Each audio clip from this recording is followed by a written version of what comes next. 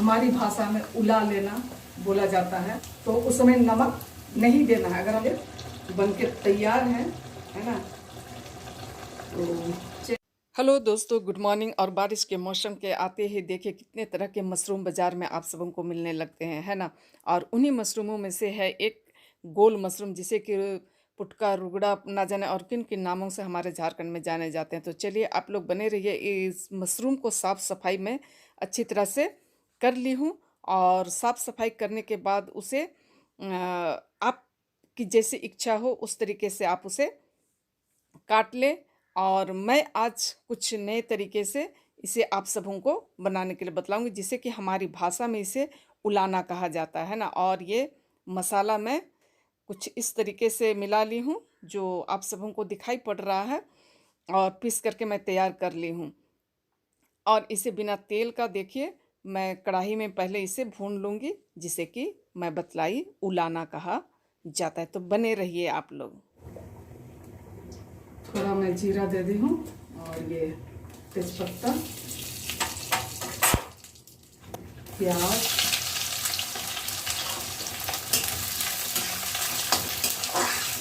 और ये काला वाला जो है वो काफ़ी कड़ा था, तो इसे मैं जिस तरीके से आप लोगों को दिखलाई थी बॉईल कर ली और इसे भी काट ली।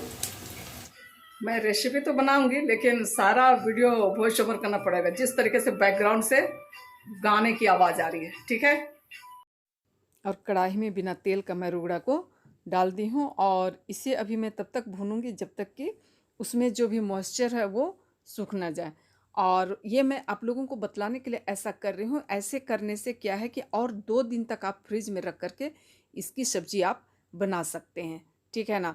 और देखिए इसमें मॉइस्चर पूरा सूख गया है, और झटपट मसाला भूनिए और आपका सब्जी रेडी हो जाएगा। तो आप इस तरीके से भी बना सकते हैं, यही मेरा कहना है और आप सबों को बतलाना है।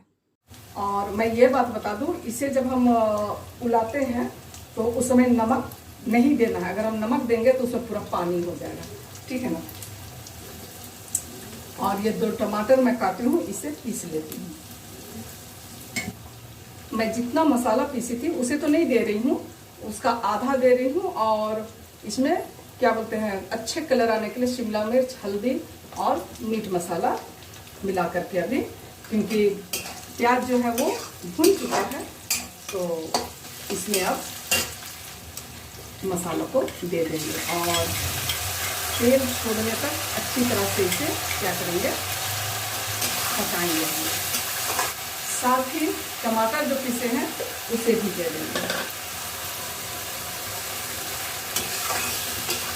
ताकि ग्रेवी जो है वो एकदम अच्छी तरह से बने। और जिस तरीके से देख रहे हैं मसाला जो है वो अच्छी तरह से भून चुका है ना। और अब इसे मैं इसमें मिला देती हूँ।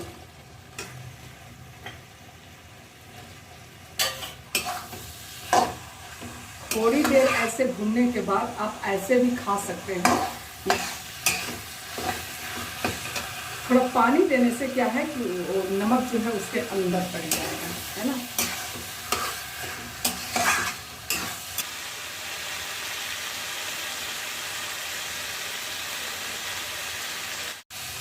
पाँच मिनट में इसे ढक के और कम ताप करके पकने देती हूँ। भूनते हुए 5 मिनट हो चुके हैं, और अब इसमें मैं पानी दे देती हूँ ज़रूरत के हिसाब से, आपको जितना ग्रेवी रखना है उसके हिसाब से। और हाँ, मैं एक बात और बता दूँ, आपको यदि पसंद है तो आप गरम मसाला दे सकते हैं, और अपने ज़रूरत के हिसाब से आप पानी दे दीजिए जैसा आपको चाहिए। ये पका हुआ है, इसमें ज़्यादा मुझे कुछ करने की ज़रूरत नहीं है। 2-3 मिनट और बॉईल होने देंगे, उसके बाद इसे बंद कर देंगे। इसे उबलते हुए 2 मिनट हो गए हैं, और डिलीशियस कुटू सब्जी कहना चाहिए बन के तैयार है ना। तो चलिए, मैं ये धनिया की पत्ती, बरसात के मौसम में सिर्फ हरी सब्जी टमाटर ही नहीं रुला रहा है, धनिया का पत्ता भी हम सबों को रुला रहा है। तो इस तरीके से थोड़ा धनिया पत्ता दे देने से देखने में सुंदर लगता है और उसका स्वाद भी बढ़ जाता है ना।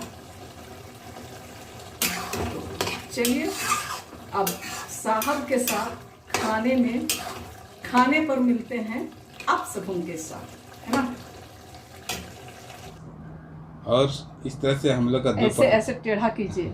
हाँ, और इस तरह से हम लोग का दोपहर का लंच तैयार हो गया और बड़ी मेहनत के बाद में ये पुट्टू का सब्जी तैयार हुआ है। अब खा करके देखते हैं क्या टेस्ट है। खा के बतलाइए।